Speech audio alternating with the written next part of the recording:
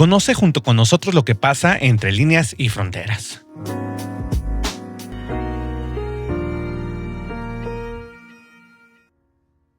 Amigos de Entre Líneas y Fronteras, pues mire, regresamos después de unas merecidas vacaciones decembrinas. Por allá, recuerdo usted la última plática que tuvimos de Nayib Bukele. Bueno, pues hemos regresado. Mi querido doctor Guillermo Luébano, ¿cómo está, doctor?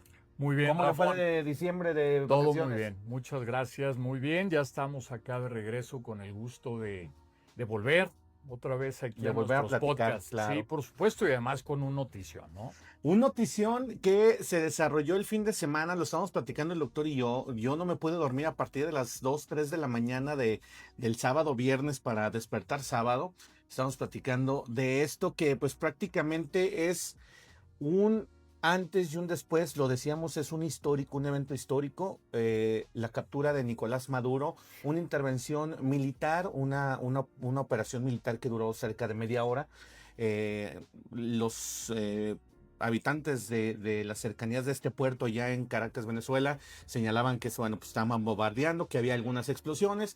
Después, a los minutos, se da a conocer que bueno, pues el ejército de Estados Unidos estaba prácticamente pisando suelo venezolano, y a la media hora, en punto de las 3 minutos, 3 pasadas de la madrugada, el presidente Donald Trump, el presidente de los Estados Unidos, da a conocer que se detiene a Nicolás Maduro, pues ahora sí que imputado de muchos delitos, entre ellos narcotráfico, asociación delictuosa y muchísimos más que se le imputan por parte del gobierno de los Estados Unidos. Recordemos, ya con estas nuevas leyes que ellos implementaron de ahora, decir que son terroristas todos los que forman parte de los cárteles del crimen organizado, pues ahora ellos pueden intervenir en ciertos países. Esta noticia movió el mundo, doctor, incluso lo decíamos, le da un lavado de cara a todo lo que es la geopolítica, le da un lavado de cara a todo lo que es el nuevo orden mundial del que veníamos platicando, del que bueno, pues ya la izquierda está perdiendo terreno ante la derecha en todo lo que es América Latina,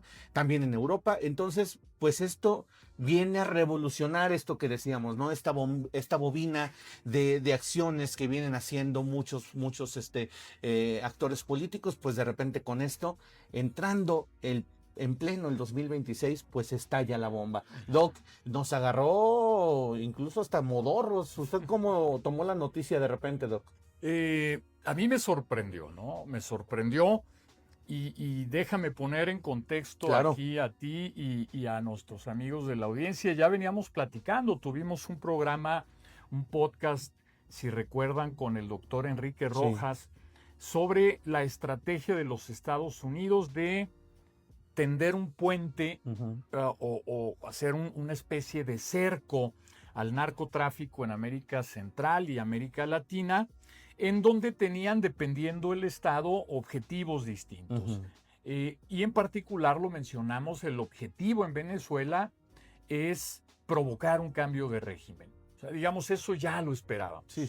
El hecho de que hayan puesto ahí a su portaaviones más importante, más moderno, más grande, el Gerald Ford, con toda su acompañamiento militar, que es una fuerza tan grande que superaría a cualquier otro ejército de América Latina, nada más la que está asentada en el Caribe, en términos de poderío militar. Decían que el 10%, no de número. Decían que el 10% de la fuerza naval de los Estados Unidos estaba apostada en las playas de Venezuela, el Pues, 10%. O sea, mira, no sé si tanto, digamos que sí, pero lo cierto es que tenían a su portaaviones más moderno y equipado, con toda esta flota que lo acompaña, que es una flota bastante grande, por tierra, por aire, sí, o sea, estaban ya preparados para algo. Pero en mi cálculo, la estrategia de los Estados Unidos, que era cambiar el régimen de Maduro, lo que estaba buscando con esta presión, el hecho de estar bombardeando lanchas, de detener estos navíos petroleros, era que Maduro cayera desde adentro, una implosión del régimen, es decir, la presión de los mismos militares o cercanos a Maduro para que dimitiera o que lo entregaran o algo, ¿no? Elemento importante que hay que mencionar, desde agosto, pero particularmente en octubre 15 del año pasado, el presidente Trump dio una orden para los agentes de la CIA para que empezasen, que ya estaban ahí desde agosto, seguramente había más desde antes, pero ya específicamente para esto, desde octubre empiecen a preparar el terreno para la caída de Maduro. Lo que me sorprendió, sí, estaban todos listos, estaba la presión puesta, la retórica estaba ahí, una llamada entre ellos, pero lo que me sorprendió sin duda fue esta operación peliculesca, hollywoodense, en términos de inteligencia y militar extraordinaria, en donde entran al estilo del 89 con Noriega en Panamá a capturar a él y a su esposa y extraerlos de un complejo militar. Eso para mí fue lo más sorprendente de entrada, ¿no? Que hubiesen tomado esa decisión, A mí me recuerdo, porque a partir de ahí hay una cantidad de aristas que se abren por el solo hecho de haber entrado a un suelo soberano, violando el derecho internacional, porque hay que decirlo, hay una violación al artículo 2.4 de la Carta de las Naciones Unidas. Hay justificaciones jurídicas que ellos están esgrimiendo, ya hablaremos de ello, pero el hecho de haber entrado, capturado, sin una sola baja por parte de los Estados Unidos, ni de personal, ni de equipo, me parece simplemente extraordinario. Y te digo, a partir de ahí se abre toda una lectura de lo que el hecho en sí significa, porque el significado no es simplemente el llegar, violar el derecho internacional, capturar, extraer a Maduro, no, es todo lo que esto implica, desde el por qué lo hicieron, la geopolítica regional, la geopolítica local, la geopolítica global, por qué no capturaron a más y nada más a Maduro y a la esposa, por qué no a Diosdado Cabello y a Vladimir López, por qué no se acabó con todo el régimen. Otra pregunta, en fin, hay muchas aristas que podemos empezar a analizar. Hay muchas aristas, ya lo dijo Doc, muchos matices, incluso yo ya lo decía, recordaba esta intervención ahí en Panamá en el 89, a mí se me figuró esta intervención militar, este operativo, me recordó mucho lo que pasó cuando atraparon a Bin Laden, Osama Bin Laden, pero salvo que a él lo asesinan, Sí. simplemente extraen el cuerpo. Pero acá lo que llama mucho la atención, hay muchos detalles que vamos a ir poniendo en la mesa, Doc, vamos a ir platicándolos. Usted, lógicamente, con la sapiencia y la sabiduría pues de su carrera, su amplio conocimiento, nos va a ir explicando y por supuesto nos va a ir aclarando temas. Pero a mí hay muchas preguntas que nos nacen. Por ejemplo, lo primero que es la operación militar. La operación militar, ya, como ya lo dijo, desde agosto se viene dando una presión sumamente remarcada, o sea, era muy marcada la presión, incluso hasta deteniendo buques de petróleo, o sea, ya de plano era una situación ya muy, pues muy notoria, ¿no? A nivel mundial. Lo que llama mucho la atención es este operativo. La gente estaba, incluso primero trataron de desmentir desde Venezuela, trataron de desmentir que estas explosiones no eran de Venezuela. Decían, no, incluso la inteligencia artificial, ellos lo ponían como pretexto, no, esto no está pasando en Venezuela, pero todo parte en el punto de las 3:30 de la mañana, cuando Donald Trump da el mensaje: hemos capturado a Nicolás Maduro y a su esposa, los tenemos en nuestro poder, los vamos a trasladar a los Estados Unidos para que sean enjuiciados por ciertos delitos. Usted decía, y la presidenta Claudia Sheinbaum también lo posteaba, es una violación al artículo 2, pero luego oímos por otro lado a muchas otras personas diciendo que no se violaba ningún tipo de derechos, precisamente porque estaban ellos pues cobijados en estos recovecos legales que ellos mismos pues han ido forjando a lo largo de los años. En especial, ¿cuál es este artículo 2? Si usted me lo puede explicar, Doc, y saber, porque todos están, los de la izquierda, por supuesto, es que están violando el derecho internacional.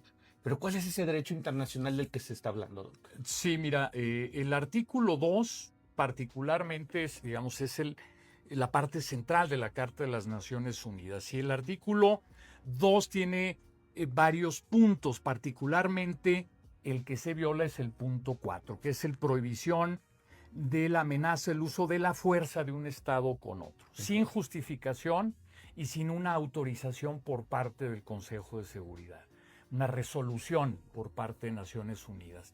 Ninguno de estos elementos existía. Es decir, no había una resolución, Estados Unidos no había sido previamente atacado por Venezuela, que hubiese sido un acto de defensa. Ellos violaron la soberanía de un Estado, la atacaron porque hubo bombardeos o bombardeo y extrajeron a una persona, vamos a decir, porque el argumento del secretario de Estado Marco Rubio es que es un argumento sólido en términos jurídicos, es decir, él no era el presidente reconocido por parte de los Estados Unidos y una gran cantidad de estados en el mundo, era una persona más. Pero además era un delincuente acusado por la Corte Sur del Distrito de Nueva York, en donde ya había una orden de aprehensión por delitos de narcotráfico, posesión ilegal de armas y otros delitos contra él y varios, él, su esposa y otros. Incluso ofrecían recompensas. Sí, sí, era $50 millones. Nada más y nada más. Y en ese sentido, lo que argumentan ellos desde la parte jurídica es, mientras no se le viole el debido proceso, no hay una violación que altere el juicio que va a llevar. Es decir, podemos, en otras palabras, ir a donde queramos a extraer a quien queramos, pero lo que es indudable es que hay una violación al derecho internacional, particularmente al artículo 2.4 y punto 7 de la Carta de las Naciones Unidas. Y ahí es donde ya se dan muchos matices. Es donde ya entra precisamente estos recovecos legales de los que hablaba Doc, en donde Marco Rubio incluso dice, es que es un narcotraficante, es que es el líder del cártel de los soles, que muchos dicen que es un cártel fabricado por los Estados Unidos, que no existe siquiera. Pero hemos visto que a lo largo del tiempo, Doc, 30 años, casi 30 años de la dictadura de Nicolás Maduro, ha tenido sus adeptos, por supuesto. El chavismo, ¿no? Sí, el chavismo, o sea, prácticamente continúa. Pero a mí lo que me llama la atención es que en este momento todos dicen, es que violaron el derecho internacional. Donald Trump y su cuadrilla están violando el derecho internacional, pero cuando Nicolás Maduro desapareció a 30,000 venezolanos, 8,000 estudiantes no aparecen, asesinatos, torturados, 8 millones de desplazados que emigraron de Venezuela hacia otros países. Ahí sí nadie dijo nada del derecho internacional y no decían, es que está violando el derecho internacional. ¿Qué está pasando y por qué está tan polarizado este tema, Doc? Digo, no violó el derecho internacional, violó derechos humanos, civiles y humanos, claro, a la población venezolana. Voy a tratar de ser lo más objetivo posible. La objetividad, como sabemos, no existe, pero bueno, trataré de serlo. Sí, desde mi subjetividad trataré de poner los puntos más claros. Esta intervención, digamos, desde el hecho hablemos en términos militares, la preparación que se hace, la ejecución del operativo militar es simplemente extraordinario. Y eso lo señalo no solo por lo espectacular, que eso, digamos, queda para el anecdotario, para los guiones hollywoodescos o de serie, pero ojo con eso envía dos mensajes clarísimos. La operación militar tan sorprendente de los Estados Unidos manda un mensaje a todo el mundo, particularmente a Rusia y a China, incluso al régimen de Teherán en Irán, de decir tenemos la capacidad, la inteligencia y la tecnología para poder hacer lo que hicimos sin una sola baja.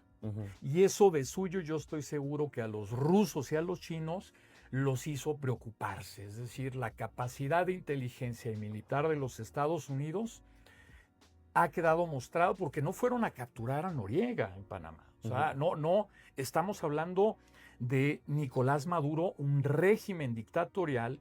El tipo estaba en un complejo militar. En un búnker, claro.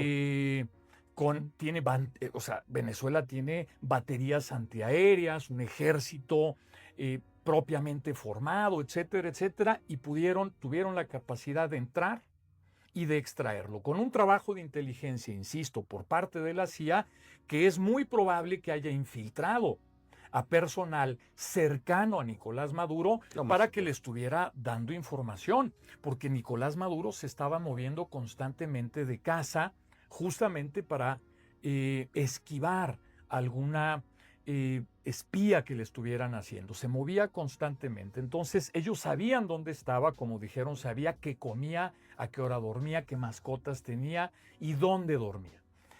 Y decidieron que el complejo en donde estaba, donde se encontraba, era el ideal para extraerlo, a pesar de ser un complejo militar, de tal forma que en Kentucky, Estados Unidos, el grupo Delta Force, cuando se tomó la decisión de prepararlo, armaron un complejo semejante para poder ahí hacer sus entrenamientos, sus prácticas de extracción, sabiendo que el lugar tenía puertas de acero, tenía tales y tales cuartos, tenía un búnker protegido.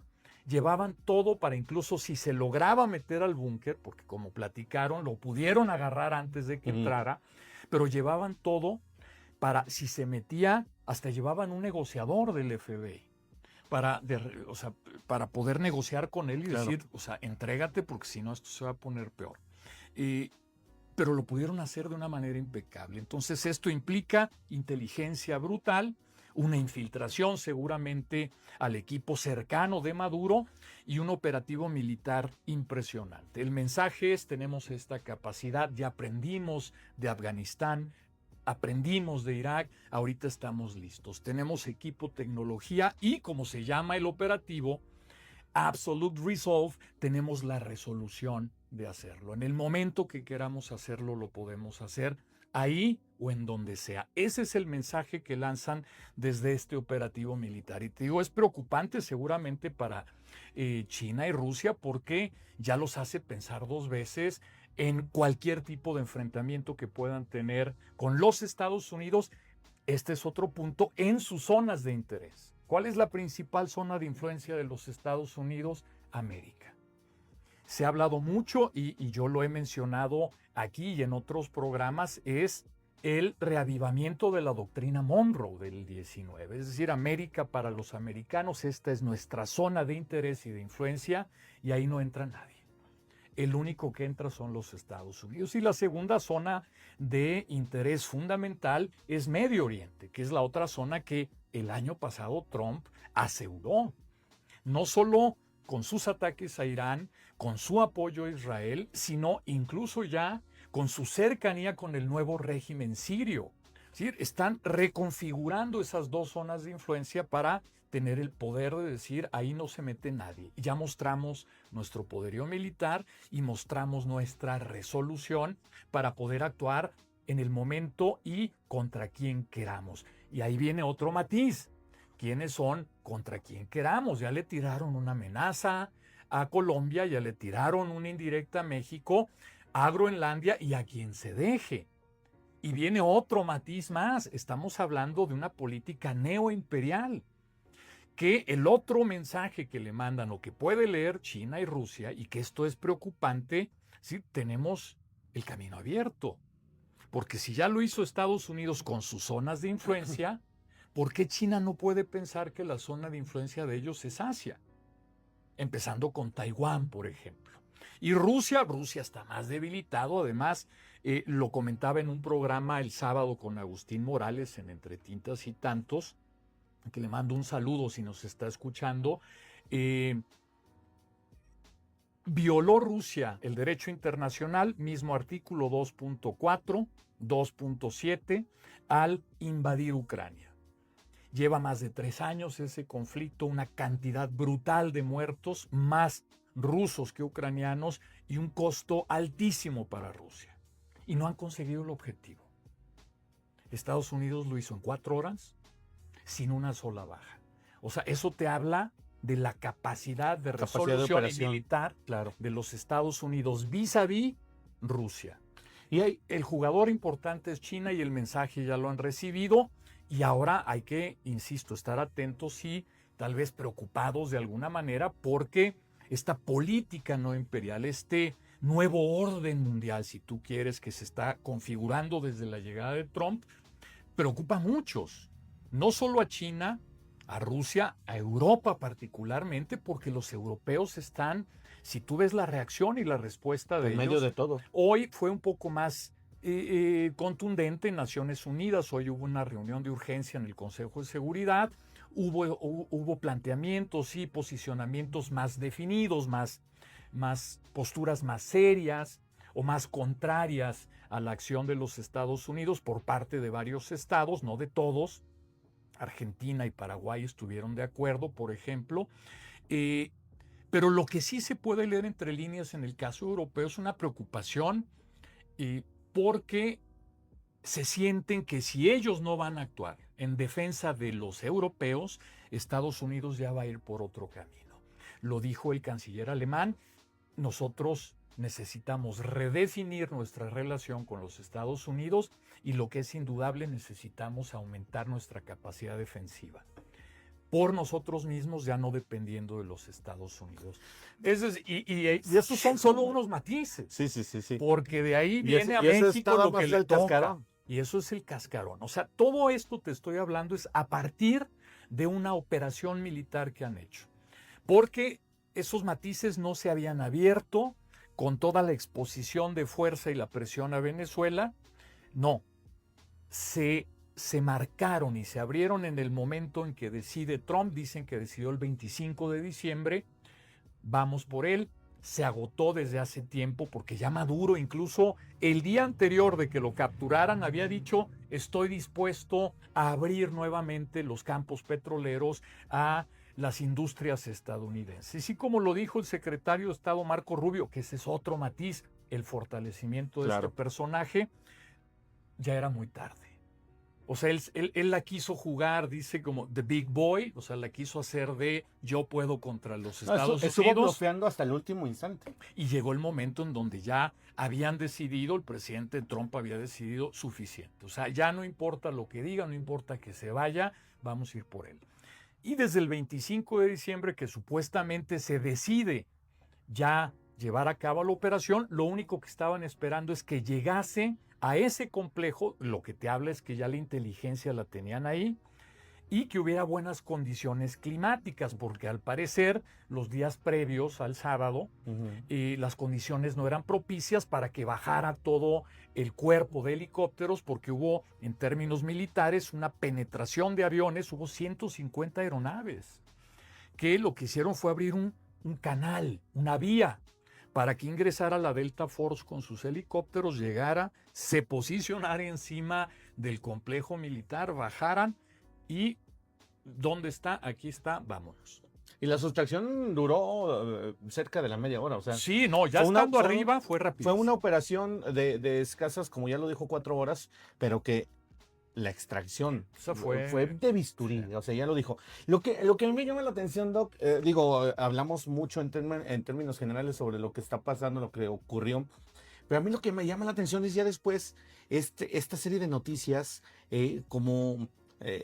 no sé cómo definirlas, como hormiguitas que salen de repente por ahí una detrás de la otra, que no se sabe si son fake news, y no se sabe si en verdad es de las agencias oficiales, pero decían que incluso cuando hacen este tipo de bombardeos, bombardearon ciertos puntos militares de Venezuela, en esta playa en donde se encontraba Nicolás Maduro, pero lo que señalan, y algo muy, muy...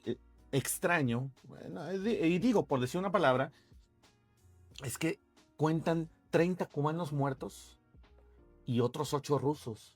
O sea, lo que decían que incluso Nicolás Maduro tenía un cuerpo de defensa de los aliados. Sí, mira, tanto chinos, cubanos como rusos. Yo lo que he leído es que ha habido, o sea, reconoce por lo menos la parte venezolana, 40 bajas entre militares y civiles.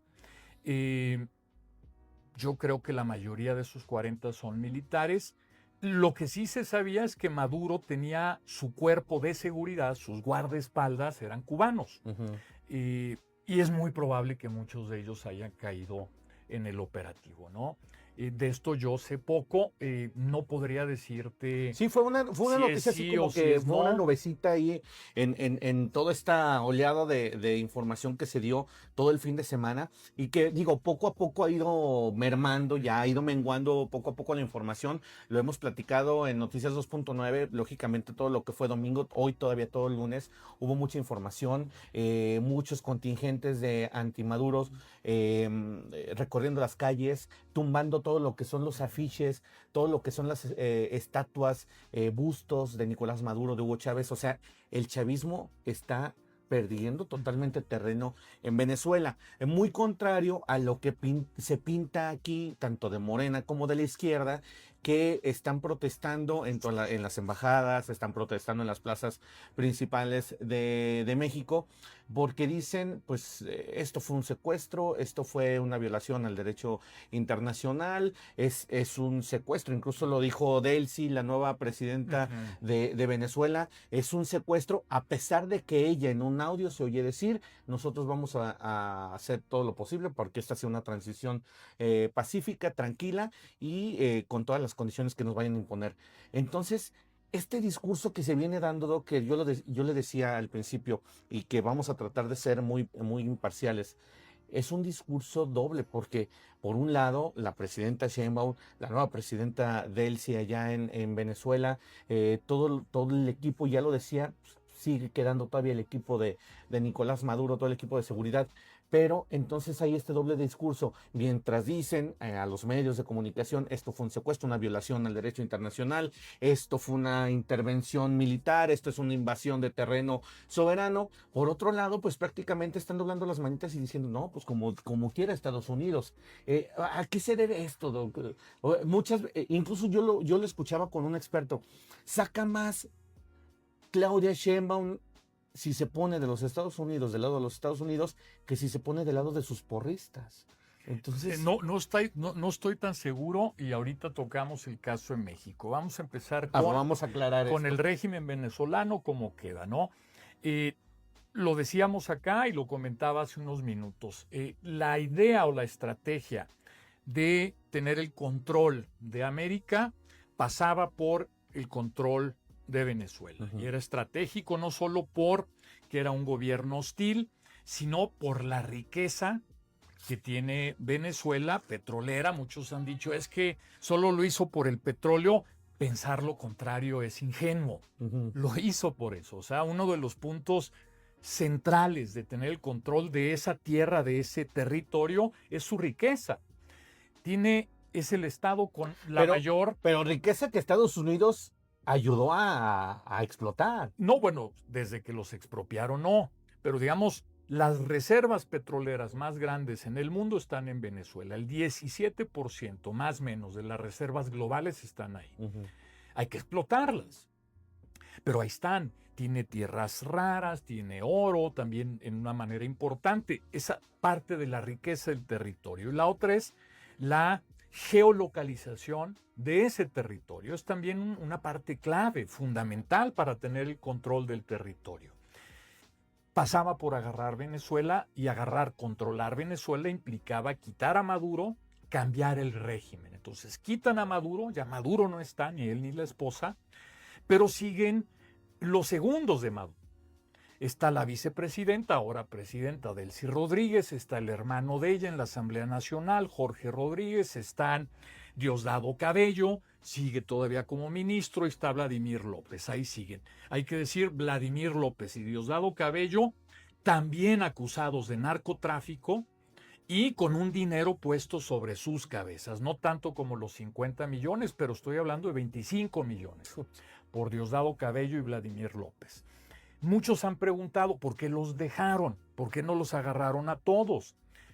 Vuelvo a traer a la mesa al secretario de Estado Marco Rubio. Él respondió, me parece, debió haberlo respondido Pete Hegseth o Dan Kane, el jefe del Estado Mayor Conjunto de los Estados Unidos, que dio ese día de la explicación o de la rueda de prensa de Trump, dio una explicación del operativo magistral. Pero fue Marco Rubio y dijo, es que no puedes comprometer un operativo de este tamaño a ir a agarrar a 4 o 5 puntos de Venezuela a 4 o 5 personas. O sea, teníamos que ir prioritariamente por la cabeza, y la cabeza era Maduro. No podíamos ir por Maduro y a la vez otro grupo de élite yendo por Diosdado Cabello y otro por Vladimir López, porque no estaban juntos. Entonces, teníamos que asegurar el éxito de la operación y eso implicaba ir por la cabeza. Ellos siguen ahí, pero eso no implica que no estén señalados. Ahora bien, si el interés del régimen de los Estados Unidos, de la administración Trump, es el control territorial, también no seamos ilusos para aquellos que se están flagelando o diciendo que las vestiduras. si el interés de los Estados Unidos era el control territorial de Venezuela y lo que ello implica, geopolítica, geoestratégica y de recursos, y eso implicaba, en otro sentido, si no puedo remover a todo el régimen, tener el control de ese territorio, y si voy a negociar con estos que quedan y estos hacen lo que yo quiero, pues que se queden. Al final del día, la directriz de hacia dónde voy a llevar el rumbo de Venezuela para que haya una transición, vuelva a la democracia y eventualmente entren los recursos estadounidenses a explotar el petróleo venezolano, y nosotros teniendo una colaboración con ese régimen, ese nuevo régimen democrático, que podamos tener el control territorial. Si estos se van a quedar y nos permiten la transición, que se queden. ¿Qué importa lo que diga Delcy Rodríguez de que regresen a Maduro, de que lo secuestraron? Al final del día, como lo dijo Trump también, si cooperan, vamos a trabajar con ellos para buscar esa transición. Insisto, esto no implica que las cosas se puedan descarrilar, pero está en el interés, yo creo, particularmente de los hermanos Rodríguez, Delcy y Jorge, de seguir la línea que les marque Estados Unidos. No tanto así de Vladimir López y Diosdado Cabello, porque ellos ya están señalados y acusados. Pero no les queda mucho, porque también aquel que salga a decir, ok, vamos a colaborar con Trump, va a ser señalado por todos los demás como aquel que traicionó a Maduro. Pero también creo yo, Doc, que aquí entran otros matices, que es, veíamos que los 30 años del chavismo y después con Maduro y seguían estas tonterías del marxismo, el comunismo en pleno, ellos querían acotar y expropiaban, han salido a la luz videos en donde Hugo Chávez expropiese y expropiese. Esa táctica que él tanto dijo que no iba a utilizar, incluso en entrevistas él dijo, no, yo quiero que haya economía, quiero que le vaya muy bien a Venezuela, y que de repente de un día para otro cambia de idea, y estas ideas vienen a darle el traste a una economía que eran de las más potentes a nivel mundial, ya lo dijo, recursos naturales, petróleo, ubicación geográfica, era estratégica, el trasiego de muchas mercancías venían a través de Venezuela y de Colombia, su vecino, y de repente entran este par de tarados y pues le dan al traste a todo. Ahora todos están rompiendo las vestiduras, como ya lo dijo, rasgándose. No, es que ya el policía del mundo, Donald Trump. Creo yo que lo que viene a hacer Donald Trump es poner orden. Y si bien lo han dicho, un matiz que no hemos tocado es el matiz de los ciudadanos, lo han dicho. Si Donald Trump viene por todo el petróleo, que se lo lleve. Nosotros en 30 años no hemos visto nada. Y antes mínimo se llevaban el petróleo, pero mínimo había economía. Nos dejaban comprar 1 kilo de carne, nos dejaban comprar lo que quisiéramos. Había intercambio de mercancías, había intercambio de moneda, de divisas. Y tenemos 30 años en la miseria. Y la gente no se da cuenta de eso. Eso no puede ser posible. Y ahora todos los de izquierda, y como dicen, bueno, pues es que cuando tú no vives tú no vives este tipo de situaciones, tú no vives con este tipo de dictadores, tú no vives las dictaduras. Desde los países libres es muy padre decir, ¿no? No, mira, es que Donald Trump es el es el perro de América y quiere todo el petróleo. Pues como dicen los ciudadanos venezolanos, que se lo lleve, pero que nos vaya bien. Creo yo que es por la línea por las que van, ¿no? Sí, a final de cuentas. Sí. Habría que cuestionarlo y preguntarlo a ellos. Yo creo que sí. O sea, estamos hablando, hay una diáspora venezolana de 8 millones, más o menos, de personas. Sí. Es decir, cuando era una de las democracias más estables y prósperas de América Latina, hasta la llegada de Chávez. Teniendo todo esto al punto en el que se encuentran hoy en Venezuela, en una dictadura con unas condiciones económicas y policiales brutales, yo no dudo que para muchos venezolanos sea el momento de decir, ya se acabó, vamos otra vez a regresar a lo que teníamos antes, o mejor inclusive, ¿no? Al neoliberalismo y el capitalismo. Como les vaya bien, mira, yo me pregunto, tienes toda la razón, el vivir ahí, el vivir bajo la dictadura o en un estado, quiero pensar en México, o en un municipio controlado por el crimen organizado, yo te aseguro que si les preguntas a la población de un municipio de Michoacán controlado por el crimen organizado, que si les gustaría que llegaran la Delta Force mandada por Trump para acabar con eso, a cambio de que les des un tanto del negocio de los limones o los aguacates, te van a decir que sí. Claro. Porque la primera demanda de toda población en un estado es la seguridad. Lo hemos venido platicando en todos los programas. No hay otra, o sea, eso es lo primero. Si yo ya tengo seguridad, a partir de sentirme seguro, puedo buscar otra cosa. Pero si no tengo seguridad ni de mis bienes, ni de mi vida o la de mis cercanos, pues imagínate la condición de vida que es esa, ¿no? En ese sentido, sí pensaría que para muchos venezolanos esto sea una oportunidad de cambio, a pesar de la forma. A pesar de que fueron Estados Unidos los que tuvieron que llegar a capturar a Maduro y los que empiezan a llegar a presionar, a pesar de que hayan violado el derecho internacional, a pesar de que estén demandando abiertamente acceso al petróleo, esto no quiere decir que no les va a tocar algo de la riqueza. Es decir, vamos a llegar a explotar y riqueza va a haber para todos, para unos más que para otros. Es decir, a pesar de todo eso, por donde lo veas, si a la gente que está en Venezuela, que vivían bajo la dictadura, que se sentían oprimidos, le preguntas a muchos de ellos, es muy probable que te digan que bueno.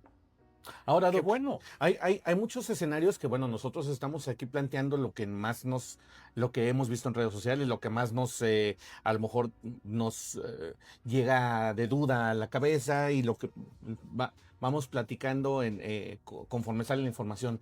Pero luego hay escenarios que vienen a la mente y nos hacen hacernos preguntas. ¿Pudiera ser Estados Unidos regente o pudiera ser como Puerto Rico, Venezuela? O sea, ¿pudiera darse esto de decir, yo administro este país, como pues Hawái es otro de los estados de Estados Unidos, Puerto Rico no forma parte de los Estados Unidos, pero es como un estado adjunto? ¿Pudiera ser Venezuela esto, esta misma configuración? No creo, ni creo que esté en el interés de los Estados Unidos, ni de la administración de Trump, porque es muy costoso y es más fácil tener lo que llaman un proxy, es decir, un gobierno afín, que tú puedas negociar, inclusive controlar, si es el caso, pero pensemos más optimistamente en negociar con él, porque meto otro punto de estas aristas. Le preguntaron otra vez a Marco Rubio, es decir, le preguntaron a Marco Rubio, otra vez lo menciono, que por qué no hacían lo mismo con México, si México era en términos de corrupción y de crimen organizado un país mucho más importante. Claro. Decía, es que con México hay colaboración. O sea, ellos sí colaboran, Venezuela no colaboraba. Esa diferencia es muy importante. En la medida que en Venezuela puedan ellos guiar a que vaya a haber un régimen, incluso con los que están, pero que sea afín a los Estados Unidos, a los intereses de los Estados Unidos, con esta idea y esta concepción, ojo, y no nos asustemos por ello. Así es la política y así es la geopolítica. Mientras los Estados Unidos estén buscando el control de la región, del hemisferio, y a cambio de eso van a negociar con un régimen como el que está ahora, que era exmadurista, pues así lo van a hacer. Siempre y cuando, insisto, sean afines a los intereses de los Estados Unidos. Ya lo dejó Y eso no Trump. Precisamente es negativo. No. O sea, sí si al final del día va a haber un cambio positivo en Venezuela, creo yo que no importa que lo detone en última instancia, sí es importante cuando las condiciones están dadas, que sea de la manera más elegante, sutil, recta, justa, apegada a derecho, etcétera, etcétera. Sí, por supuesto que es importante. La forma es fondo también. Pero en esta instancia, en donde estás con una dictadura ya intransigente, en donde está provocando lo que está provocando en Venezuela, claro. Al final del día, pues la decisión es radical, no les gustó a muchos, pero la decisión la tomó los Estados Unidos, la administración Trump, para decir, necesitamos en esta visión, que también hay que decir, los neoimperial, vamos a regresar al control hemisférico sin cuestionamiento alguno. Aquí nada de que va a entrar China, no, aquí esto es para los Estados Unidos. Digo, la doctrina Monroe, América para los americanos. Cualquier gobierno hostil, quitando Nicaragua o Cuba, que como ya también lo dejaron ver, no tenemos por qué intervenir ahí porque ellos solos van a caer. Pero Venezuela es un estado distinto. No es lo mismo que Cuba. Cuba es orgullo, o lo fue por muchos años. Venezuela es estratégico. Pues ya con Venezuela bajo control, ya no pasa nada.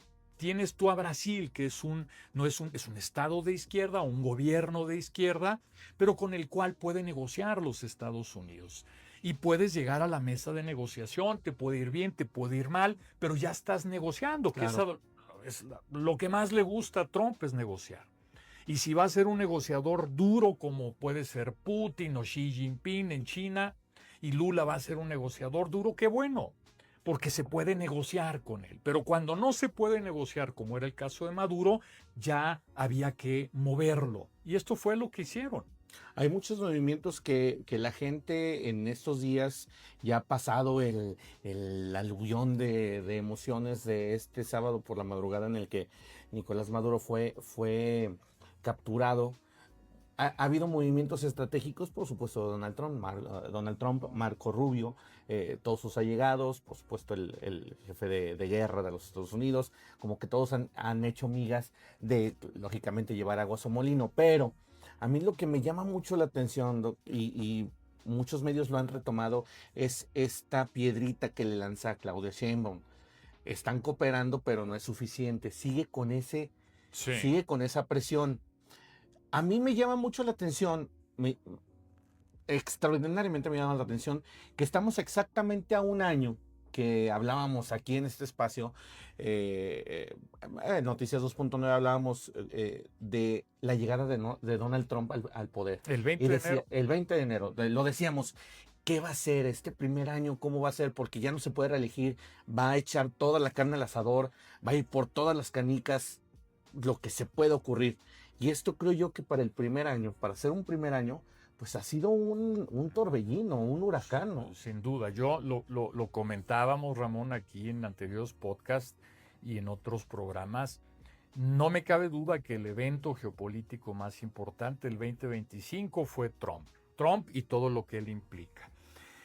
Y parece que el 2026 también va a ser así, porque la noticia más importante con la que se arranca el 2026 en términos globales es Venezuela y la caída de Maduro a manos de la administración del presidente Trump.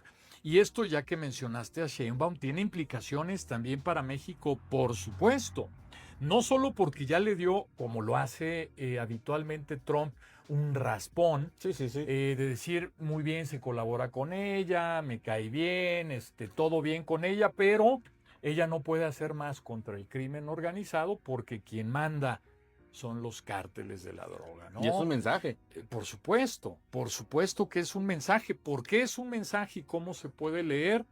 Si ellos lo que están buscando es acabar con las organizaciones terroristas extranjeras, como fue el caso de el cártel de los Soles, encabezado por Maduro o exencabezado por Maduro, como es el Tren de Aragua, como es el Cártel de Sinaloa, el Jalisco Nueva Generación y otros en México, si lo que se busca acabar con esos cárteles, ¿sí? No se van a detener ante ningún gobierno para hacerlo. Y si llega el punto en donde esa colaboración aparente o real con el gobierno de México y de la presidenta Sheinbaum ya no es suficiente para lograr los objetivos que quieren, a mí no me cabe duda que puedan empezar. No van a venir por la presidenta Sheinbaum a Palacio Nacional, no, porque hay colaboración, pero sí pueden sin ninguna duda empezar a hacer ataques quirúrgicos contra posiciones del crimen organizado, laboratorios de fentanilo, a la posición o a la ubicación de alguna cabeza, de algún cártel. No me cabe duda. ¿Lo pueden hacer? Ya vimos que sí. Están esperando, como ya dijo Trump y lo ha dicho Rubio y lo han dicho varios, están esperando a que México diga, vamos. Y en el momento que diga, lo pueden hacer. Esta es una presión como en su momento hace un año fueron los aranceles. Sí se puede dar ese mote de presión igual. ¿Sabes qué? Yo te impuse en lo económico, te voy a imponer aranceles para que tú te preocupes por el narcotráfico. Pero esto también creo yo es como el ejemplo del niño que se porta mal, ¿no? Uh-huh. Ya viste yo cómo le doy de nalgadas a tu hermanito, ahora o te me portas bien, haces lo que yo te ordeno o te va peor o igual. Sí, está que dice el dicho, el ejemplo en el ojo de otro, algo sí, ¿no? Sí. O si quieres las barbas a remojar, ¿no? Si ves las barbas de tu vecino cortar, pon las tuyas a remojar. Por ahí va, yo creo, el tema, porque, ojo, vamos al tema de lo que es ahora sí narcotráfico. Maduro estaba involucrado en el trasiego de droga hacia los Estados Unidos. No es una invención, o sea, sí hay pruebas. No lo van a llevar a la Corte Sur de los Estados Unidos, al distrito, a la Fiscalía del Distrito Sur de Nueva York en los Estados Unidos sin pruebas. Uh-huh. Está ahí porque tienen pruebas que lo imputan como cabeza de un grupo criminal, en este caso de una organización terrorista extranjera dedicada al trasiego o a la venta, trasiego de armas, drogas, etcétera. Nicolás Maduro estaba vinculado con el cártel de Sinaloa. Él tiene información, Nicolás Maduro. Se dice que el Mayo Zambada pasó información de vínculos del cártel de Sinaloa con Nicolás Maduro. Parte del expediente que se arma en Nueva York, en el Distrito Sur del Mayo Zambada, con respecto a Nicolás Maduro. Cabrón. Ahora, esto puedo explicar la reacción de López Obrador, que para Estados Unidos es intrascendente la reacción, pero la puedo entender porque hay una preocupación, yo creo seria, de parte de López Obrador, de qué tanto puede decir Nicolás Maduro, porque la relación que tenía Nicolás Maduro con López Obrador era estrechísima. Sí. Hay muchos eventos que sucedieron durante la administración de López Obrador en donde no hizo nada en contra de Nicolás Maduro. Al contrario, fue todo un apoyo. Claro. Si esto es así, y si en efecto López Obrador tenía información o contactos inclusive con miembros del cártel de Sinaloa, y Nicolás Maduro era parte de este grupo, o por lo menos tenía vínculos y contactos, es muy probable que también pueda llegarle, o si no a López Obrador, a su círculo cercano. Y el hecho de que Nicolás Maduro esté detenido y allá el Mayo Zambada también pasando información, no es especular, es simplemente unir piezas. Es una conjetura, sí. Pero es muy probable que tanto uno como también este otro puedan sacar información, porque el interés de la DEA en particular no solo es que vaya a la cárcel, ya lo detuvieron y van a llevar el proceso, va a ser complicado, pero es muy probable que, como pasó con el expresidente de Honduras, Hernández, que lo culparon, ya después lo perdonó Trump, que ese es otro caso, es muy probable que termine siendo juzgado culpable. Pero en el proceso, la información que pueda dar Maduro de con quiénes, o sea, imagínate el nivel, o sea, Maduro no trataba con personajes de menor nivel, de menor rango, él trataba con las cabezas. Claro. era Nicolás Maduro. La información que Nicolás Maduro le pueda pasar o proveer a la DEA en cuanto a sus contactos vinculados con el narcotráfico, o sea, tráfico de drogas o de armas o de otras cosas, es fundamental para seguir armando expedientes por parte de la Fiscalía de los Estados Unidos. Y todo esto va a embarrar, quiera o no, al gobierno de Claudia Sheinbaum. Por supuesto. Ahí a la presidenta Sheinbaum la ponen en una posición muy incómoda, porque ya siendo expresidente López Obrador, si por la razón que sea empiezan a salir, como ya tienen información seguro, pero se empieza a engrosar la información de vínculos estrechos, cercanos de Maduro con parte del régimen de la 4T, por supuesto que le va a tocar a Claudia Sheinbaum. La va a manchar, por supuesto. Se dieron a conocer las reacciones de Claudia Sheinbaum en primera instancia, pero también sale del retiro, sale Andrés Manuel López Obrador.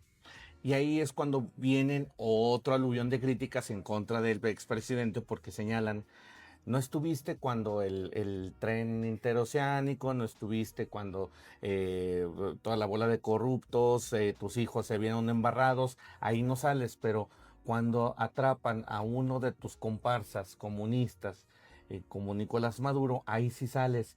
Esto, viéndolo ya de manera geopolítica, ya con más colmillo, ¿esto cómo se interpreta, Doc? Si es miedo, es un... Pues voy a poner ahí mi granito de arena a ver si Donald Trump como que le baja, ¿no? Yo puedo entenderlo así, o sea, la reacción me parece a mí desmedida de López Obrador, muy a su estilo, pero desmedida, claro, y fuera de tiempo por lo que estás comentando, Ramón. Me parece que responde a lo que decía. Hay una preocupación real. Si yo tenía algún tipo de vínculo con Nicolás Maduro, más allá de ser jefes de Estado... Es que sí se escucha. Es que Trump, no le hagas caso. A lo que te diga no le hagas caso. Sí se nota ese tipo de... Yo quiero pensar que hay una preocupación. Es decir, y ante lo que ya vimos de Trump, que eso también hay que dejarlo en claro, la muestra de fuerza, de uso del poder de Donald Trump quedó manifiesta. Nos guste o no. O sea, pero el tipo dio un manazo, un golpe en la mesa, es decir, soy capaz de todo. Y de ahí se brincó ya a Groenlandia. O sea, ya quiere ir por Groenlandia. Entonces, imagínate para los daneses y los mismos groenlandeses, ¿sí? O sea, este viene en serio. Sí. Y eso es lo que a todo mundo lo tiene. Si ya lo tenía preocupado porque ya venía cumpliendo sus promesas, lo hizo con Irán, lo hizo en Gaza. Es decir, el tipo venía cumpliendo sus promesas de mano dura, de imponer la fuerza unilateralmente, de el uso de aranceles, de amenazas, etcétera, etcétera. Con este hecho, o sea, también soy capaz de usar la fuerza.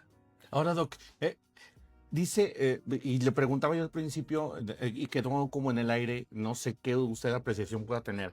Claudia Sheinbaum, ¿qué le conviene más? ¿Estar del lado de sus porristas o estar del lado de Donald Trump?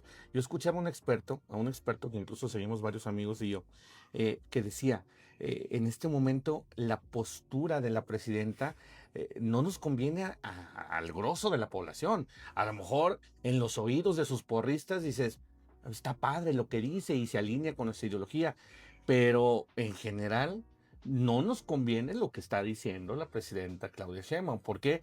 Porque es ponerse el al tú por tú, porque si bien hay cooperación con los Estados Unidos, este tipo de golpecitos, roces que se dan como muy por debajo de la mesa, pues a final de cuentas mellan la relación. Entonces, ¿qué le conviene más a Claudia Sheinbaum? Sostener esta postura de decir, no, aquí se va a hacer con los ideales y con lo que venimos manejando, con todo este pensamiento comunista, si se puede decir así, de nada del imperialismo, no al intervencionismo, pero por otro lado, pues estás diciendo que estás cooperando. ¿Qué es lo que le conviene más a Claudia Sheinbaum en este momento? Sí, mira, no puede, así como Delcy Rodríguez no podía salir a decir bienvenido Trump, pues porque era señalarse, autoinmolarse, decir, pues yo estoy a favor de la caída de mi jefe. Una cosa es lo que dices hacia afuera, hacia una audiencia determinada, y otra cosa es lo que puedas hablar por dentro o directamente, ¿no? Por supuesto, no es agradable para la administración Trump que salgan distintos estados a decir que condenan la intervención, etcétera, etcétera, ¿no? Pero hay un límite a eso. Mientras no cruces ese límite, ya sea una agresión directa o ya sea una insistencia que busque mover consensos para ir en contra de eso, se pueden soportar 1 o 2 declaraciones. Esas van a pasar. O sea, ya que pasó lo de hoy del Consejo de Seguridad, se van a diluir. Y entonces entra esta cooperación, esa llamada telefónica, los grupos de alto nivel que están colaborando, etc. ¿Qué le convendría a ella? Zafarse de todo lo que implica López Obrador. El tema es que no puede, porque la 4T es López Obrador. Y ya le puso ahí, o sea, el partido lo controla él, parte de su administración la controla él, y a las bases las controla López Obrador. Entonces sería ir en contra de su mismo partido, y no creo que esa la sostenga. Sería para ella insostenible. Entonces ella va caminando en una línea muy delgada, porque seguramente quiero pensar, ¿no? Más, me gustaría pensar que quiere desmarcarse de López Obrador para poder hacer cosas en beneficio del país, por supuesto, ¿no? Pero no puede. Y en términos de los Estados Unidos, tiene que seguir esta línea, que además es una línea que viene desde la doctrina Estrada, desde décadas atrás, muy utilizada por el PRI, de la no intervención, la resolución pacífica de las controversias, etcétera, etcétera. Tiene que seguir esa misma línea. Esto no implica, insisto, que una vez que la dices sea simplemente un manifiesto, o sea, no estoy de acuerdo, lo digo públicamente para tomar una postura y no justificar que después lo hagan contigo y decía, bueno, pues a ver, ahora le tocó a usted. Si estuvo de acuerdo con Venezuela, ¿por qué no con México? Pero es una manera, sí, pero es una manera de decir, a ver, por favor, no estoy de acuerdo con ese tipo. No me metas. Sí, a mí, o sea, no estoy de acuerdo con que vayan a entrar en última instancia en mi estado. ¿Sí? No estoy de acuerdo con que lo hagan en Venezuela, porque en última instancia no quiero que lo hagan con México. Entonces tú tienes que dar ese pronunciamiento. Pero eso no implica, insisto, que rompas las relaciones. La colaboración ahí está. Esa no me cabe duda que está y va a seguir estando hasta que deje de haber acuerdos. Y eso es lo que está riesgoso, porque donde haya desacuerdos en términos más allá de lo comercial, en términos de seguridad, ya vimos de lo que es capaz Donald Trump, y no le costaría nada dar la orden de que entre un grupo por alguna cabeza del crimen organizado, o simplemente, insisto, que manden drones o misiles teledirigidos a un punto específico. Hacían un análisis, estando en el mismo canal de mediciones entre Claudia Sheinbaum y Andrés Manuel López Obrador en redes sociales. La publicación de la postura de Claudia Sheinbaum tenía el 20% de reacciones que las de Andrés Manuel. Andrés Manuel, como dice, sigue siendo Morena. Sí, pero sí. Claudia es la presidenta. O sea, vamos a pensarlo de esta manera.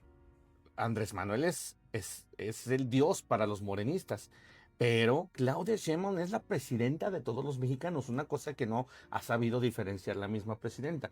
Que digo, mal por ella, pero mal para nosotros, porque no nada más está gobernando para sus adeptos, está gobernando para todos los mexicanos, más de 100 millones de mexicanos. Entonces, sí, la situación está tensa. Lógicamente, esto solamente ha corrido en el primer año, tanto de Claudia Sheinbaum como de Donald Trump. Marca el inicio de una nueva era, totalmente. O sea, creo yo que acabamos el tema señalando, esto es el inicio de una nueva era, una reconfiguración geopolítica, una reconfiguración de la política global que lo veníamos vaticinando. Donald Trump tiene el poder de hacerlo, él lo quiere hacer, ¿por qué? Porque habían perdido mucho terreno frente a China, lógicamente frente a Rusia ya debilitado por la guerra contra Ucrania, pero lo que viene siendo China, la segunda economía más grande del mundo, ya venían perdiendo mucho terreno y creo yo que con esto se vuelve a posicionar. No sé si esté de acuerdo. Sí, si lo recuerdas, Ramón, desde antes incluso que tuviéramos aquí el podcast en tus programas de Noticias 2.9, cuando hacías el favor de invitarme, lo comentaba. La política exterior de la administración Trump gira en torno a la reconfiguración del orden global. Y eso lo ha empezado a hacer desde el origen. Esto no es, o sea, no es de que ahora ya nos dimos cuenta, para aquellos que apenas se dieron cuenta llegaron tarde, porque desde que inició Donald Trump, su interés de política exterior fundamental, el eje es la reconfiguración del orden global. Una reconfiguración que ahora le dé beneficios superiores a los Estados Unidos, reconfigurada a partir de dos ejes: la fuerza o el poderío militar y el económico, el uso de los aranceles y este tipo de amenazas. Lo sorprendente es que deja el multilateralismo, que era parte de la política exterior estadounidense, ya es una política más unilateral, y regresa otra vez al tipo de políticas basadas en la fuerza. Pero a mí no me cabe duda, porque así lo empecé a ver desde el origen, que lo que él quiere y lo que está buscando es que el orden global se reconfigure en donde uno de los ejes indudables de poder sean los Estados Unidos. Si el otro va a ser China, está bien. Ahí va a haber otro, porque además a Trump le gusta que haya otro jugador también. Si va a ser China, que esté China, pero que no quepa duda para nadie, y por eso sus zonas de influencia bien delimitadas, que el otro gran jugador es los Estados Unidos. Y de ahí la idea de Groenlandia, que no es ilógica, no es un capricho. Lo que él quiere es tener todo el control del hemisferio, desde Groenlandia hasta la Patagonia. Es decir, aquí no entra nadie, esto es para los Estados Unidos. Y prácticamente ya no tiene quien le haga el feo, porque estamos hablando que con México, que bueno, pues prácticamente es el puente entre Norteamérica y Sudamérica, pues lo tiene controlado. O sea, tiene controlada Claudia Sheinbaum.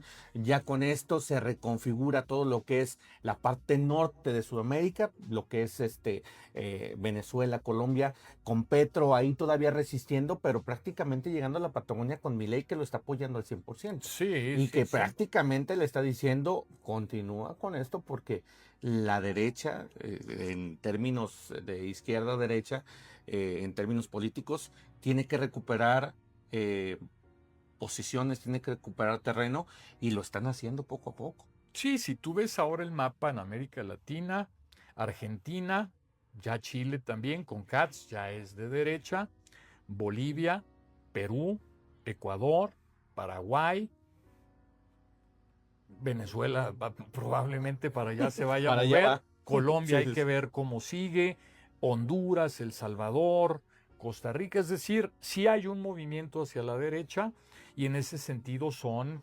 afines a las ideas y a las políticas de Donald Trump.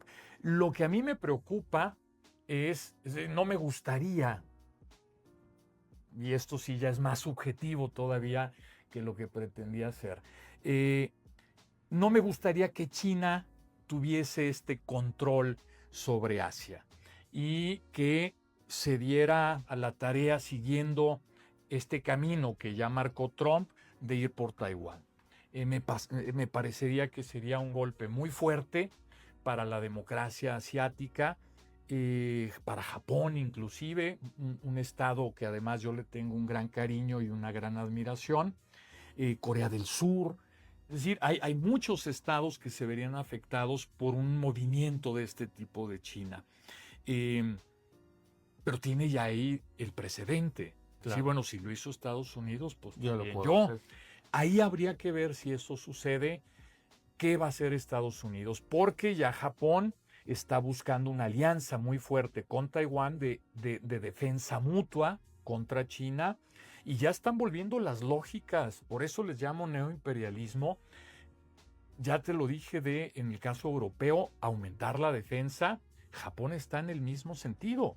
La primer ministro ya está pensando en vamos a aumentar la defensa y vamos a cambiar la lógica de ejército defensivo por un ejército proactivo. Claro. Porque no nos podemos quedar en este cambio, en esta reconfiguración del orden global, no nos podemos quedar al margen. Y pensar que vivimos todavía en un mundo multilateral que se circunscribe bajo el derecho internacional. Ojalá sí, ojalá después de esto quede satisfecho Trump y diga, ok, ahora sí vamos a sujetarnos todos a la Carta de las Naciones Unidas y entonces volver al multilateralismo, pero lo veo difícil. Se ha abierto una caja de Pandora con este hecho importante y eso, te digo, me preocupa porque el otro gran jugador, China, está calculando también qué puede y qué no hacer. A lo mejor China es un poco más mesurado porque ya vio el poderío de los Estados Unidos y decir vámonos poco a poco. Claro. A los chinos piensan siempre en largo plazo y al patrón le quedan 3 años, un poquito más de 3 años va a ser un cagadero. Vamos a ver si en un año, menos de un año, fíjate lo que lleva, a ver qué pasa en los siguientes 3 años. Pero los chinos, desde la lógica y forma de pensar, cosmovisión, China es muy probable que digan vamos a play along, dicen en inglés, vamos a jugar o sea, vamos al lado de Trump. Claro. Ya una vez que acabe Trump, vamos a ver quién sigue, porque Trump se acaba en 3 años. Y esos 3 años los va a ocupar como los está ocupando, dándole un golpe a la mesa y diciendo aquí el que manda es Donald Trump, ¿no? Un querido amigo en común dice, no, es que tal vez lo que me pasa es que tengo la nostalgia del viejo orden geopolítico. Le digo, pues sí, ya es la nostalgia, cabrón. Le digo, porque ya no va a volver. O sea, lo acabo de decir, Doc, creo yo que no, ninguna frase de esta noche ha sido tan atinada como esa. Abrió una caja de Pandora que quién sabe qué otro actor político pueda seguir el camino. Ya lo dijo China, posiblemente Rusia, no lo sabemos. O alguien, o como dijeron en Alemania, pues vamos a empezar también a nosotros a ser proactivos y todo esto. El que no lo haga, Ramón, el que no lo haga es que no entiende el mundo. Es que no lo entiende, no entiende lo que está pasando y eso sería peligroso para ellos. Aquellos que lo sepan leer, los tiempos, cómo vienen, lo que está sucediendo, van a tener que adaptarse a esos tiempos. Por eso, insisto, el canciller alemán lo vio y dijo, a ver, esto hay que, en vez de lanzarse en un pronunciamiento en contra de este acto de Trump, dijo, vamos analizando bien qué es lo que pasa, pero lo que no cabe duda es que tenemos que repensar nuestra estrategia de defensa europea, alemana, europea, porque si no lo hacemos nosotros, no lo va a hacer nadie más. O sea, si no vemos por nosotros, ya no está Estados Unidos que nos venga a defender. ¿Habrá algún tipo, así como la Unión Europea se alió para hacer una moneda fuerte en contra del dólar, que fue el euro, a final de cuentas, habrá esta misma estrategia para crear un bloque europeo? O sea, pues, digo, se está uniendo Trump con toda América y América para los americanos. Asia está haciendo lo propio, pues Europa para los europeos. Pues mira, Europa lo que tendría que hacer sin duda alguna, y esto ya se los había dicho Trump, se los había pedido, y de hecho fue uno de los logros que tuvo Trump en el año pasado, que aumentara el gasto de defensa de los Estados miembros de la OTAN, del 2% del PIB, que llegaran en un plazo de algunos años al 5%. ¿Por qué? Porque básicamente el gasto militar de defensa para la OTAN lo hacía los Estados Unidos. A ver, pues esto, si aquí estamos todos y es principalmente para la defensa europea de un país o un estado como Rusia, pues aumentenle el gasto. Discúlpenme ustedes, en frase coloquial, güey, o sea, es como el que en la peda pone las botellas, pone la botana y unos llegas con un refresco, o sea, es más o menos lo parecido. O sea, aquí Donald Trump le dice, vamos gastando todos por igual, y a lo mejor no por igual, pero pongan un poquito más, porque ciertamente cuando nos toca defender a un estado de la OTAN, pues a mí me toca mover todas mis tropas y a Francia no le toca mucho, a Alemania igual, entonces pues vamos haciéndolo un poquito más equitativo. Creo yo que también ese es el... Sí, el y fin. es, Mira, como estaba, vamos a hablar de un orden mundial de hace algunos años, ¿no? En donde si pensamos que era unipolar, la configuración del orden global, el polo principal siendo los Estados Unidos, le correspondía como polo principal, digamos, no era parte de un derecho adquirido, simplemente era ganado. Yo soy el que manda, pongo las reglas del juego, del orden global, pero yo tengo que gastar para mantener el juego, que las reglas se sigan. Y ese gasto es muy grande.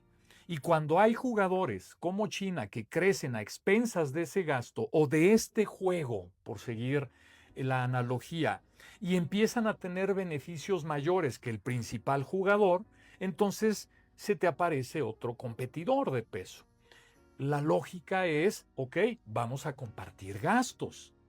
Porque si ya los dos vamos a compartir el tablero, el juego, pues entonces métele. Es decir, reconfiguremos el orden global para que el gasto de mantener el juego y las reglas del juego lo hagamos los dos. Y lo mismo aplica no solo para China, para Europa. O sea, ¿quieres que se mantenga la OTAN ante un estado hostil como Rusia?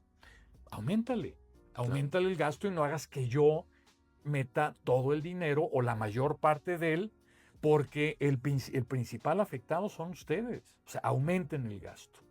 No me hagas cargar a mí los gastos del juego. No, y yo acá en mi continente yo puedo accionar o no accionar. Los que están implicados directamente Sí, son por ustedes. supuesto. Entonces es muy costoso y es simplemente reconfiguremos el orden y vamos a empezar a hacer un orden distinto. Y en esa lógica, desde la visión de Trump y los arquitectos, Rubio, Hexet y todos los que están ahí con él, sí, bueno, si va a estar así, aseguremos que el hemisferio americano, insisto, desde Groenlandia hasta la Patagonia, sea nuestro territorio.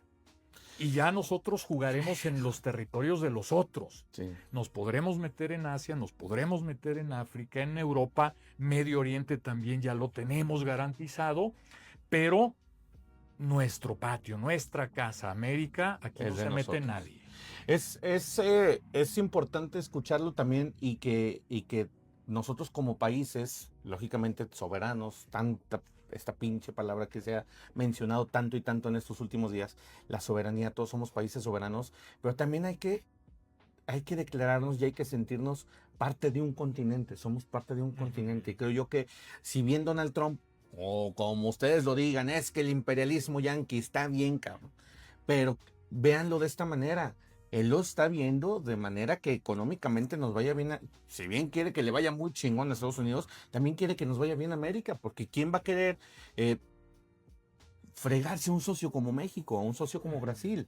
Y son, creo yo, que puntales grandes de la economía de Estados Unidos. Entonces, lo que quieren son aliados. Buena cooperación cercanos, económica. Sí, por supuesto. Entonces, y alguien como dice, oye, antes a mí de aranceles me cobraban un chingo, ¿y por qué no te puedo poner yo? Entonces, viéndolo de la manera también de los Estados Unidos, digo, ellos mucho tiempo como que a manos llenas, órale, América, y vamos desarrollándonos juntos. Pero llega un momento en que lo dice, pon más para la peda porque tú estás tomándole más. Entonces, sí, ¿no? O sea, sí. A lo mejor es muy simplista lo que estoy diciendo, pero digamos es una buena analogía. Estás tomando más, pues ponle más a la Échale, peda. métele, sí. Y para desmitificar este tema de la soberanía, once and for all, como dicen por ahí, de una vez y para siempre, la soberanía en términos reales, digamos, hay dos, soberanía interna y externa. La soberanía interna es la capacidad de un Estado de ejercer y mantener la autoridad y el control sobre un territorio. Cuando la presidenta Sheinbaum dice de la soberanía del Estado, primero que se preocupe por mantener la autoridad y el control sobre el territorio que se gobierna, porque ahí sí se está ejerciendo soberanía. Cuando hay porciones del territorio nacional en donde no se tiene ni el control ni la autoridad, ¿de qué soberanía estamos hablando? Claro. Entonces, digamos, son conceptos, en semiótica le llamamos significantes vacíos, porque ya se vaciaron de significado, de su significado original, se van usando tanto y tanto, que ya significan todo y nada, ¿no? Entonces... sí habría también que redefinir eso, ¿no? Por eso hay que darle mucho peso cuando dice la presidenta, no, en la soberanía nacional. Pues la soberanía del narco, porque son los que tienen controlado el Estado mexicano. Entonces, digo, también no hay que ser muy... luego dicen, no, es que no leen. No, incluso no hay que ser muy brillantes. Con lo que se ve, como dice Juan Gabriel, lo que se ve no se pregunta. No se pregunta. Entonces, es tan sencillo como decir, el país tiene sus problemas internos, sí, pero mientras no se arregle lo interno, pues afuera puede ser cualquier cosa la soberanía. Mira, es una herramienta, es un signo discursivo, funciona. Yo creo que la mayoría de la gente no entiende lo que es la soberanía, o una buena parte, ¿no? Pero es un signo que funciona, como el de la democracia, por ejemplo. También es ya un significante vacío, porque significa todo y nada, pero se usa. Pero en términos, o sea, si fuese un debate conceptual, sería bueno, definamos qué entiende usted por soberanía, y sobre ese entendido y sobre esa definición veamos de qué estamos hablando. Porque, insisto, en términos reales, la autoridad y el control sobre un territorio no lo ejercen del todo en México. Entonces, cuando hablan del respeto a la soberanía, eso le debería decir al crimen organizado. Respeta la soberanía, claro, la integridad nacional. Eso por un lado. Y otro lado, la soberanía externa es esta capacidad que tiene un Estado de negociar, de tratar con sus pares, con otros estados, en los mismos, digamos, términos. También ahí cuando, esto se lo leí a un teórico, ahorita no recuerdo a quién, ya me vendrá a la mente, que decía con mucha certeza, cuando se hace un acuerdo internacional, en términos de la soberanía externa, hay una cesión de soberanía. Porque parte de la autoridad que tú tienes la vas a ceder en función de un acuerdo. Es decir, te vas a supeditar ese acuerdo y por tanto tienes que ceder parte de esta soberanía. Entonces, también inclusive en términos internacionales no se puede hablar de una soberanía absoluta, porque cuando estás acordando cosas, el Tratado de Libre Comercio, el TEMEC, por el solo hecho de estar en el TEMEC cede soberanía, con tal de que haya un acuerdo que te dé beneficios, por supuesto. Lo mismo que está pasando con la colaboración de Sheinbaum con Trump. Sí, por supuesto. Está cediendo soberanía. Por supuesto, cuando se llega a un acuerdo, claro, decir, a ver, les voy a permitir que entren y hagan tal o cual cosa, está cediendo soberanía porque te circunscribes a un acuerdo con otro estado y tienes que estar supeditada a ese acuerdo. Ni más ni menos. Para que luego no se rasguen las vestiduras, mis queridos chairos. Y también los derecheros, que le digo. Sí, está tan polarizado, ¿verdad? Todo, sí. Doc, pues un tema álgido, sin duda. Yo la verdad es que tenía muchas ganas de esta plática. Yo venía muy ilusionado de este lunes. Ya extrañábamos estas tertulias, estas pláticas en que ponemos estos temas ahí en la mesa y ustedes como oyentes, como espectadores, pues también nos gusta muchísimo que nos retroalimenten. Estos episodios se suben a YouTube, se suben a Spotify para que usted lo escuche también en su carro, para que lo vea donde quiera. En todas las redes sociales estamos presentes. Mi querido doctor Guillermo Luébano, PhD, está ahí en su página, Entre Líneas y Fronteras, en Canal 2.9, Noticias 2.9, en todas las páginas estamos presentes. Este programa se transmite todos los lunes en punto de las 8. Y el próximo lunes, pues vamos a ver si se desata otro tema, Doc. A ver qué otra pieza mueve Trump, o a ver si ya se calman las aguas. Pero por lo pronto, pues mucho que platicar, mucho que analizar. Y la próxima semana, pues a ver qué nos depara el destino. Sí, hay muchísimos temas. Yo creo que esto apenas tiene unas horas. Sí. Esto fue la madrugada del sábado. Tiene para mucho, ¿no? Hoy fue la reunión del Consejo de Seguridad. Están, te lo aseguro, todos los estados. Las preliminares del juicio de Maduro. Sí, o sea, esto va para mucho, y todas estas aristas y más que no mencionamos van a ir sacando temas y temas y temas, ¿no? Uno que ya no platicamos porque es que todo se tapó con esto, está el posible acuerdo de paz o llegar a la negociación para el término del conflicto Rusia-Ucrania, que también ahí Rusia le está apostando todo. todo, porque eso se arregle a favor de ellos. Entonces ahorita sí tienen que decir firmemente, nos oponemos, pero lo que ellos quieren es sumar a los Estados Unidos a favor de ellos para llegar a un buen acuerdo. Porque, insisto, les ha costado muchísimo. Otro tema interesante que también salió en su cuenta de X al alcalde ya, Mamdani de Nueva York, a decir que se oponía, también Bernie Sanders en Estados Unidos. Es decir, hay muchas voces, particularmente la de Mamdani me interesaba traerla y me interesaría traerla en algún momento aquí a la mesa del podcast de análisis, porque es una figura interesante que hay que seguir en los Estados Unidos, al alcalde Mamdani, al alcalde de Nueva York, recientemente nombrado, porque además también todo esto le tapó su gran celebración de nombramiento y de iniciar, porque insisto, esto tapó todo, ¿no? Y va a seguir dominando, te lo aseguro, por un buen tiempo la mesa de mínimo análisis. Vamos a tener 2-3 semanas hablando de este tema. Vamos a estar aquí desmenuzando lo que vaya pasando, pero por lo pronto pues se nos acaba el tiempo, Doc. Muchísimas gracias por una plática más. Un placer, pues, ya sabe, Doc, aquí nos estaremos viendo todos los lunes. Ya retomamos otra vez las actividades. Recuerde,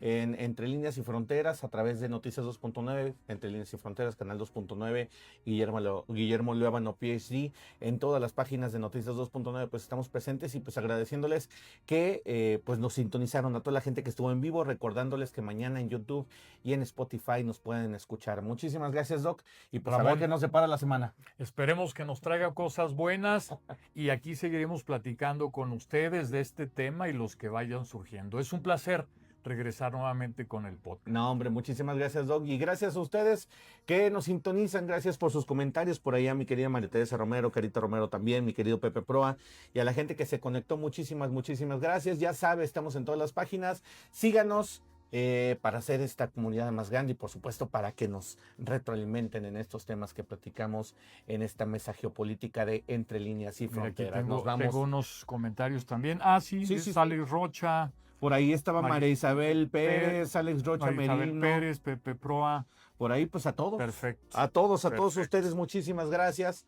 Les agradecemos en verdad que hayan estado con nosotros y nos vemos el próximo lunes con otro tema en Entre Líneas y Fronteras. Muchísimas gracias.